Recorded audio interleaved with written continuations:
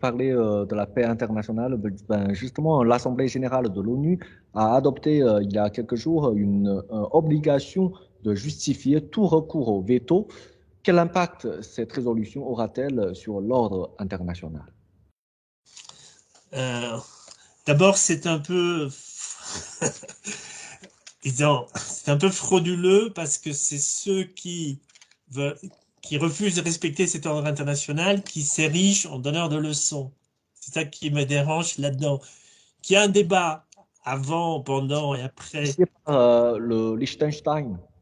Oui, ben Liechtenstein, c'est pas loin du Delaware, c'est un paradis fiscal. Vous savez que M. Biden était le sénateur du Delaware, qui est un des plus grands paradis fiscaux du monde.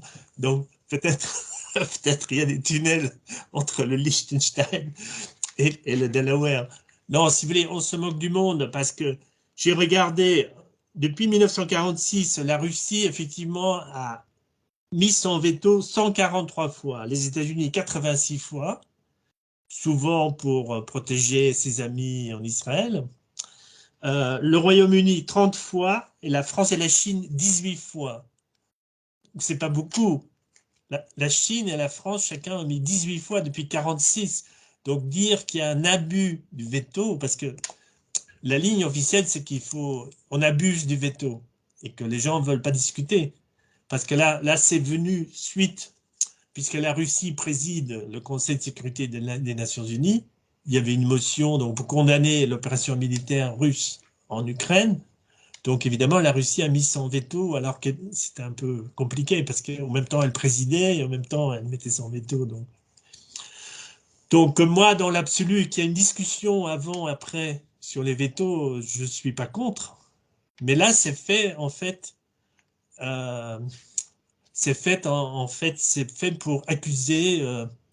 Euh, Disons, on est en train de mettre en fait dans l'esprit des gens, on est en train de préparer les esprits pour même exclure éventuellement la Russie ou la Chine du Conseil de sécurité. Donc le but de la manœuvre, c'est pas avoir plus de transparence et de discussion. Le but de la manœuvre aujourd'hui, c'est de continuer à diaboliser des gens qu'on a désignés comme incompatibles avec l'ordre des règles écrits par certains et pas par tout le monde.